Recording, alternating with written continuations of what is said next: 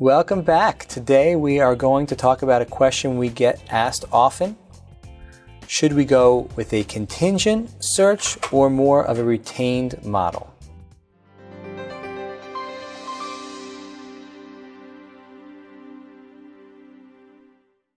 Thanks so much for joining us today. Many of our clients wonder when they start a search if they should be doing it on a contingent basis or on a retained basis.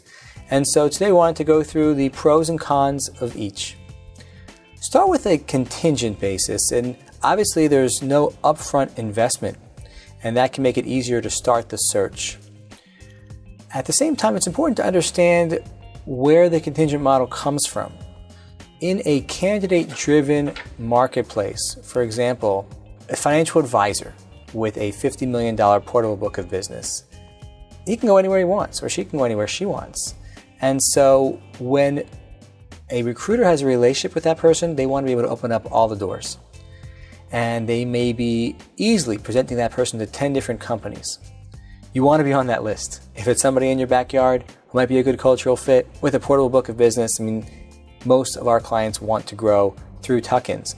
And so for those types of searches, for example, you want everybody to know what you're about, what your culture is about, what would be a fit for you.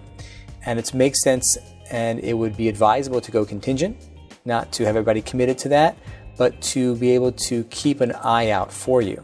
Now, the con of that is that everyone is just letting you know at a surface level what they're seeing in the marketplace. You don't have anyone doing a deep dive. You don't have anyone circling your market for 25 miles, going into every single competitor and company, calling every single person. And so you may be missing a lot of people, but at least the active ones you won't be missing. We have a firm, for example, that looks for a new business development officer. They're a multi-billion-dollar investment management firm. And it's not a book of business, but it's pure business development. Very difficult role to fill. Typically, they work with 10 search firms for any particular office, and they will have 50 interviews before they hire one person. It's a lot of time, effort, and energy, but it's a difficult to find role. We filled that a few times for them, but we would not want to be retained on that. On the other hand, you have the retained model, and that's where you're making a commitment to a firm that's going to then make a commitment to you. And they will say, typically, on average, 125 people.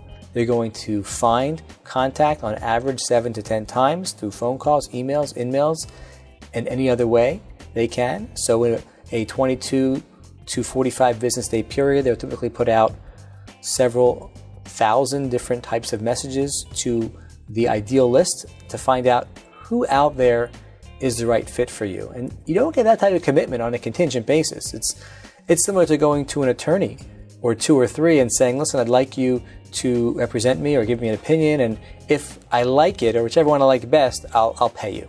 Right? No attorney would take that on, or an accountant, and say, no, if you retain our services, we'd be happy to work with you and provide you best-in-class services. And that's how it typically works. So, for example, we're working with a billion-plus RIA looking for a CIO, and within 22 business days, we've combed the market, talked to over 100 people, interviewed 20, presented them with 4 that they're interviewing and moving through the process.